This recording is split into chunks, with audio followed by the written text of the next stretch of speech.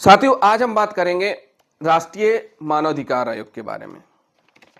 फिर उसके बाद हम आपको बताएंगे राज्य मानवाधिकार आयोग क्या होता है। साथियों, राष्ट्रीय मानवाधिकार संरक्षण अधिनियम 1993 के उपबंधों की सफल क्रियान्वित के लिए अधिनियम की धारा 3 में एक राष्ट्रीय मानवाधिकार आयोग नेशनल ह्यूमन राइट कमीशन के गठन का प्रावधान किया गया। धारा 3 में मानवाधिकार आयोग के गठन का प्रावधान किया गया है ताकि मानवाधिकार संरक्षण अधिनियम के जो उपबंध हैं उनको सफलतापूर्वक फॉलो करवाया जा सके। राष्ट्रीय मानवाधिकार आयोग का गठन केंद्रीय सरकार द्वारा किया जाएगा। इसका गठन एक अध्यक्ष एवं 7 अन्य सदस्यों से मिलकर होगा। राष्ट्रीय मानवाधिकार आयोग का मुख्यालय दिल्ली में है। केंद्रीय सरकार के पूर्व अनुमोदन से इसके कार्यालय अन्य स्थानों पर स्थापित किए जा सकेंगे। धारा 3 में स्पष्ट किया गया है। साथियों, राष्ट्रीय मानवाधिकार आयोग का अध्यक्ष ऐसा व्यक्ति हो सकेगा जो सुप्रीम कोर्ट यानी उच्चतम न्यायालय का मुख्य न्यायाधीश रह चुका हो। अध्यक्ष चूंकि उच्चतम न्यायालय का पूर्व मुख्य न्यायाधीश होता है, अतः वह एक विशेषज्ञ एवं विलक्षण प्रतिभा का धनी होता है। साथियों, उच्चतम न्यायालय के पूर्व मुख्य न्यायाधीश श्री रंगनाथ मिश्र आयोग के प्रथम अध्यक्ष रहे हैं। इसके अलावा 7 सदस्य और होते हैं, एक एक करके हम आपको बताएंगे। नंबर 1, एक सदस्य उच्चतम न्यायालय का वर्तमान या निवृत्तमान न्यायाधीश। नंबर 2, एक सदस्य उच्चतम न्यायालय का वर्तमान या निवृत्तमान मुख्य न्यायाधीश। नंबर 3, 2 सदस्य ऐसे व्यक्ति होंगे जो मानव अधिकारों से संबंधित विषयों में विशेष ज्ञान अथवा व्यवहारिक अनुभव रखते हों। नंबर 4, 3 सदस्य पदेन एक्स ऑफिसो होंगे जो निम्नांकित आयोग के अध्यक्ष होंगे। अल्पसंख्यकों के लिए राष्ट्रीय आयोग, अनुसूचित जातियों एवं जनजातियों के लिए राष्ट्रीय आयोग एवं राष्ट्रीय महिला आयोग। तो साथियों, इस प्रकार 7 सदस्य होंगे, एक अध्यक्ष। किसी वरिष्ठ पुलिस अधिकारी को आयोग का सदस्य नियुक्त किया जा सकता है। उसे केवल इस आधार पर आयोग नहीं माना जा सकता कि मानव अधिकारों का सर्वाधिक उल्लंघन पुलिस द्वारा किया जाता है। Peoples union for civil liberties बनाम union of India AIR 2005 SC 2419 के मामले में माननीय सुप्रीम कोर्ट ने कहा है। महासचिव भी एक होता है। आयोग का एक महासचिव होगा जो आयोग का मुख्य कार्यपालक अधिकारी कहलाएगा। वह ऐसी शक्तियों का प्रयोग एवं कर्तव्यों का निर्वहन करेगा जो उसे सौंपे या प्रत्योजित किए जाएं। तो साथियों, ये हमने आपको महासचिव बता दिया। चयन समिति आयोग के अध्यक्ष एवं सदस्यों की नियुक्ति निम्नांकित समिति की अनुशंसा पर राष्ट्रपति द्वारा की जाएगी। एक चयन समिति होती है। चयन समिति में कौन कौन होगा और जो चयन समिति रहेगी उसकी अनुशंसा पर ही राष्ट्रीय मानव आयोग के अध्यक्ष एवं सदस्यों की नियुक्ति होती है। तो साथियों, चयन समिति के अध्यक्ष प्रधानमंत्री होते हैं। साथ ही साथ लोकसभा अध्यक्ष, सदस्य, भारत सरकार के गृह मंत्रालय के मंत्री सदस्य, लोकसभा में विपक्ष का नेता भी सदस्य होता है, राज्यसभा में विपक्ष का नेता भी सदस्य होता है, राज्यसभा का उपसभापति भी सदस्य होता है। जो चयन समिति है, उस चयन समिति में कौन कौन होगा?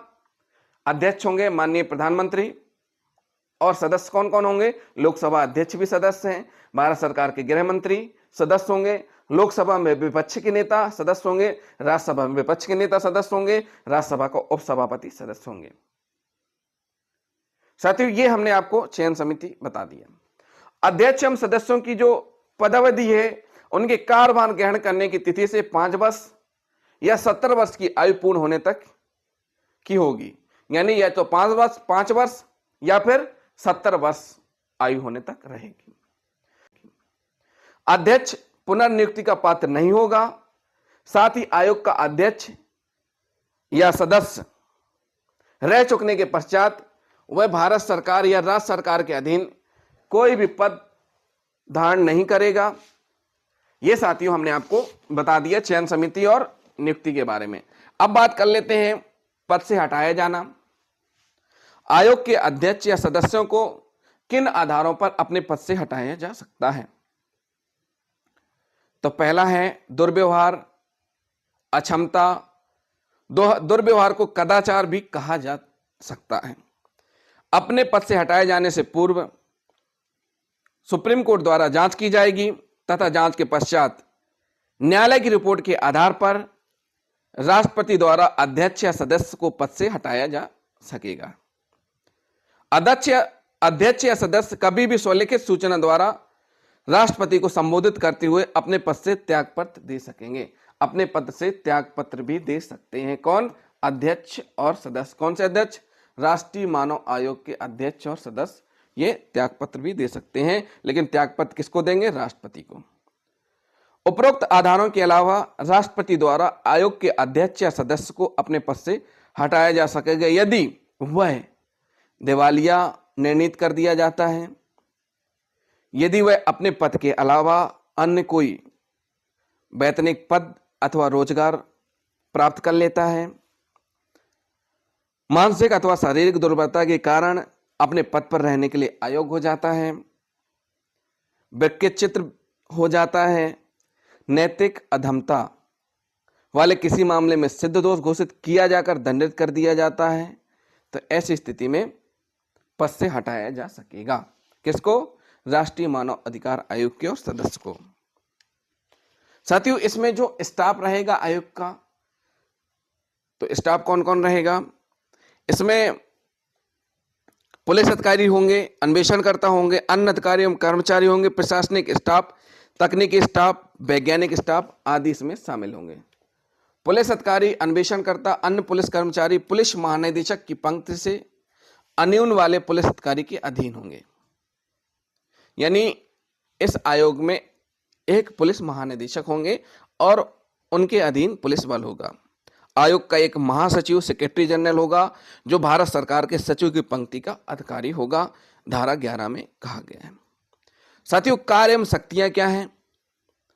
अधिनियम की धारा 12 में आयोग के कार्य एवं शक्तियों का उल्लेख किया गया है। जो अधिनियम है राष्ट्रीय मानवाधिकार आयोग, उस आयोग के कार्य बताए गए हैं और मानवाधिकार संरक्षण अधिनियम की धारा 12 में उन कार्यों को स्पष्ट किया गया है। पहला है स्वप्रेरणा से या किसी व्यक्ति की शिकायत पर या न्यायालय के आदेश से आयोग नंबर 1 क्या करेगा? मानव अधिकारों के उल्लंघन या उनके उपशमन को किसी लोक सेवक द्वारा ऐसे उल्लंघन को रोकने में उपेक्षा बरतने की शिकायत की जांच करेगा। ऐसी शिकायत मानव अधिकार के उल्लंघन की तिथि से 1 वर्ष के भीतर कर दिया जाना आवश्यक है।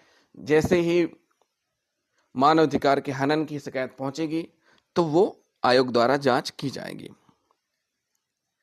ऐसी जांच आयोग की एकल सदस्यीय पीठ द्वारा की जा सकेगी।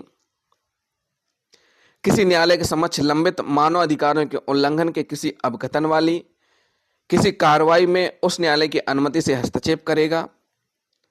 राज्य सरकार के नियंत्रणाधीन किसी जेल या किसी अन्य संस्था का जहां पर उपचार, सुधार या संरक्षण के प्रयोजनार्थ व्यक्ति को रखा जाता है, निवास करने वाले के जीवन की दशाओं का अध्ययन करने एवं उस पर सरकार को सिफारिशें करने के लिए निरीक्षण करेगा। मानव अधिकारों के संरक्षण के लिए संविधान या तत्समय प्रवर्तित किसी कानून ज्ञात या उसके अधीन सुरक्षाओं का पुनर्लोकन करेगा तथा उनके प्रभावी क्रियान्वयन के लिए सिफारिशें करेगा।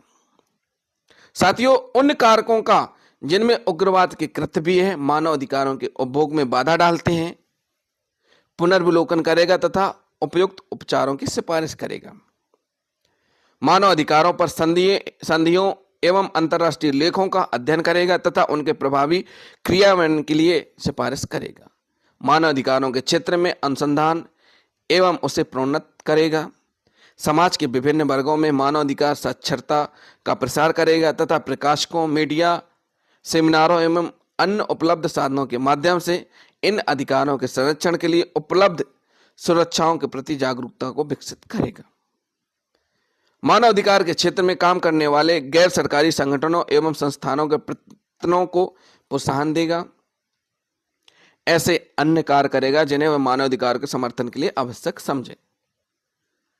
साथियों, ये हमने कुछ कार्य बताए। अब हम आपको बताएंगे कि अधिनियम की धारा 13 के अंतर्गत आयोग की जांच विषयक शक्तियों का उल्लेख जो किया गया है वो कौन कौन सी है वो हम आपको बताएंगे। आयोग को किसी शिकायत की जांच करते समय सिविल प्रक्रिया संहिता 1908 के अंतर्गत सिविल न्यायालय की निम्नलिखित शक्तियां प्रदान की गई हैं।